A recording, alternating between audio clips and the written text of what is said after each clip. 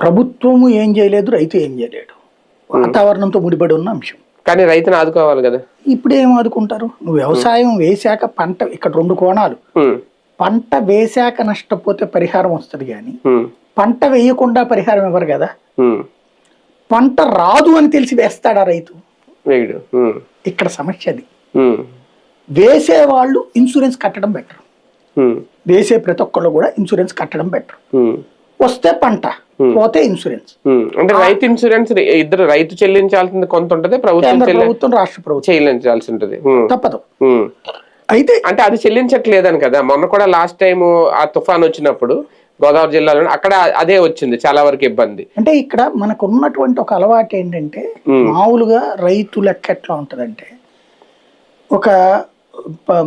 మన దగ్గర ఒక ఎకరం ఉంది, కిసాన్ క్రెడిట్ కార్డు తీసుకోవచ్చు, దాని ద్వారా మనం వ్యవసాయం చేసుకుంటే నడుస్తుంది. కానీ మన రాష్ట్రంలో ఒక వాస్తవాన్ని మీడియా కానీ విశ్లేషకులు కానీ మర్చిపోయేది ఒక పాయింట్.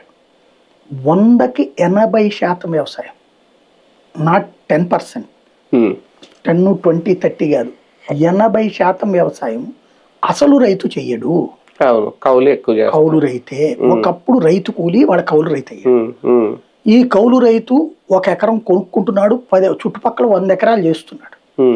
ఈ 100 ఎకరాలకి ఇన్సూరెన్స్ ఎవడు కడతాడు? ఎలా కడతారు?